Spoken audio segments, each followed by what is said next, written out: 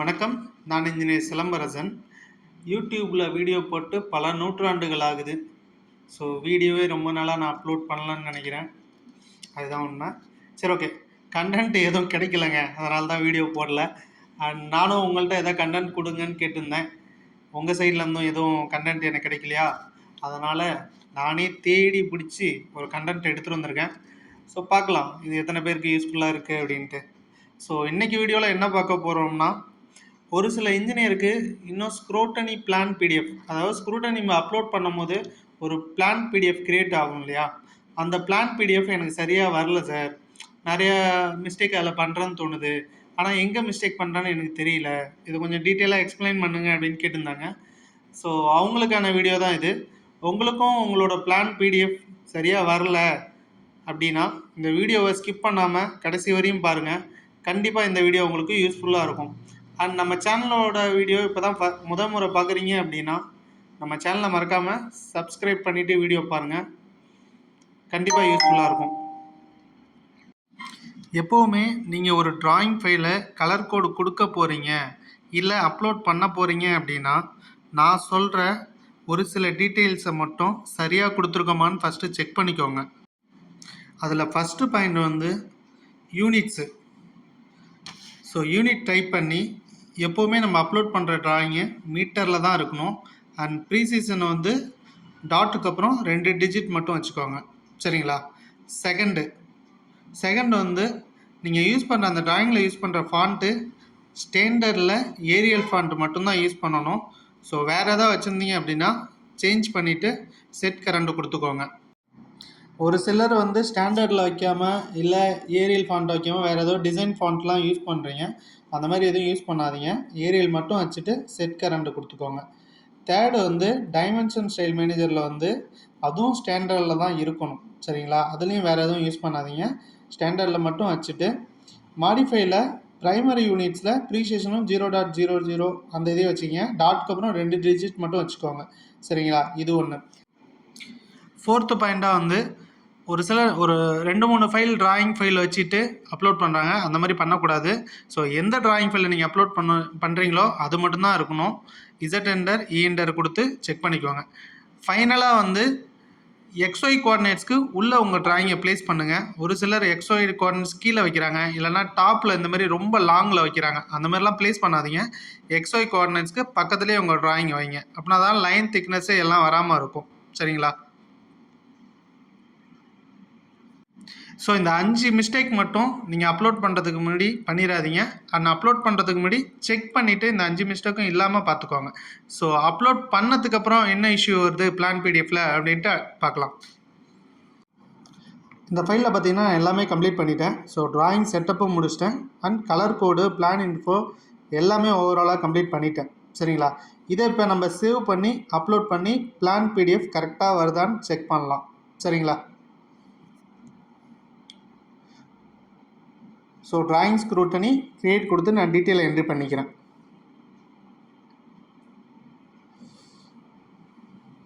எப்பொழுதும் போல தான் applicant name, mobile number, mail ID, district, taluk, village,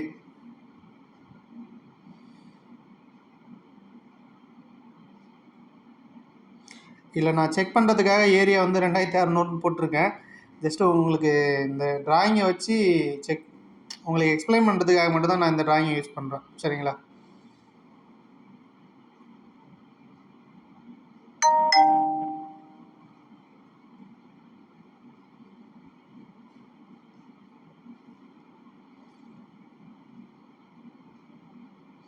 submit.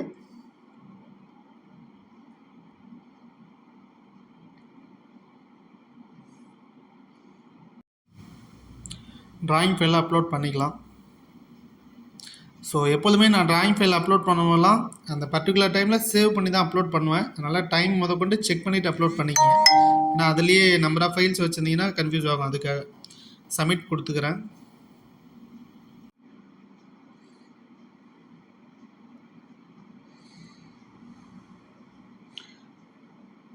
Upload successfully வந்துருச்சு அண்ட் அக்செப்டும் ஆயிடுச்சு, சரிங்களா? ஸோ நம்மளுக்கு பிளான் ரிப்போர்ட்டும் பிளான் பிடிஎஃப்பும் வந்துருச்சு அண்ட் அக்செப்டும் ஆயிடுச்சு. இப்போ பிளான் ரிப்போர்ட்டையும் பிளான் பிடிஎஃப்பும் நம்ம ஓப்பன் பண்ணி செக் பண்ணிக்கலாம்.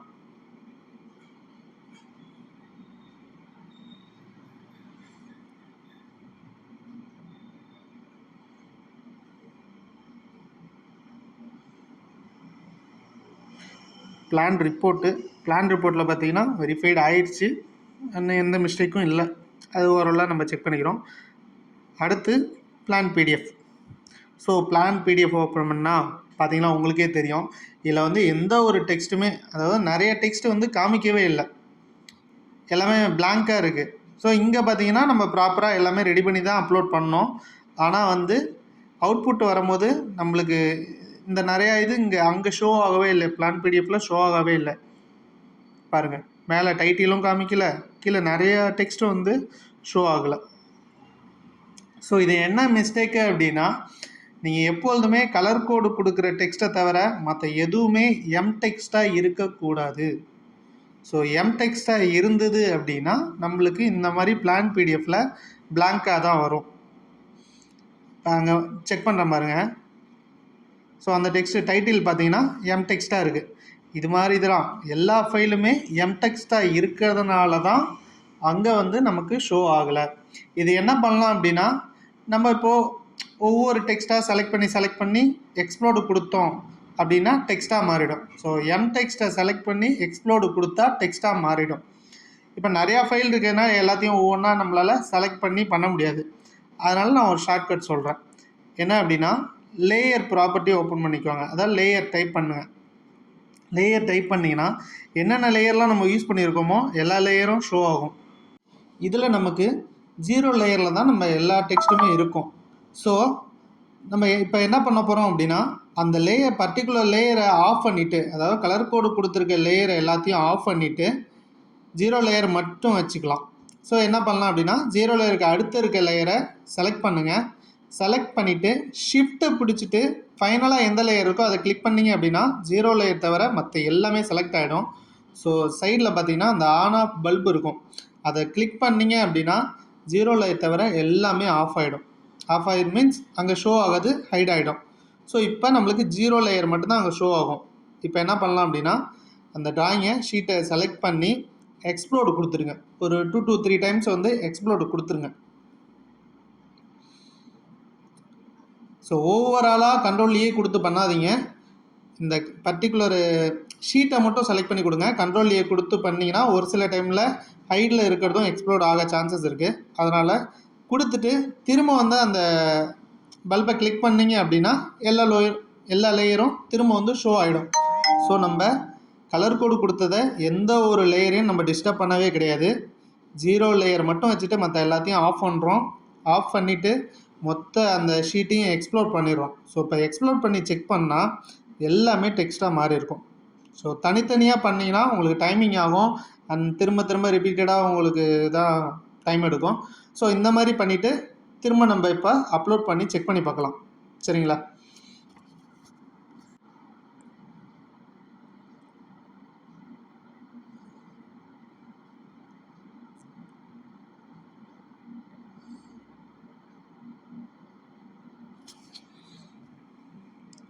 ஒன்ஸ் கரெக்ஷன் பண்ண பிடிஎஃபை நம்ம சேவ் பண்ணியிருக்கோமான்னு செக் பண்ணிவிட்டு டைமிங் செக் பண்ணிவிட்டு ஃபைலை அப்லோட் பண்ணி சப்மிட் பண்ணுங்கள்.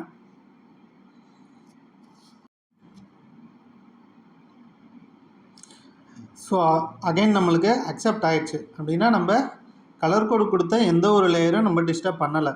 ஸோ பண்ணும் போது ப்ராப்பராக பண்ணுங்கள். நான் சொன்ன ஸ்டெப்பை ஃபாலோ பண்ணி பண்ணுங்கள். கலர் கோடை எக்ஸ்ப்ளோர் பண்ணிட்டீங்க அப்படின்னா அக்செப்ட் ஆகாது. அதனால் கரெக்டாக பண்ணுங்கள். ஸோ இப்போ பிளான் பிடிஎஃப் ஓப்பன் பண்ணி செக் பண்ணிக்கலாம். ஸோ பிளான் பிடிஎஃப் ஓப்பன் பண்ணி செக் பண்ணலாம். பக்காவா?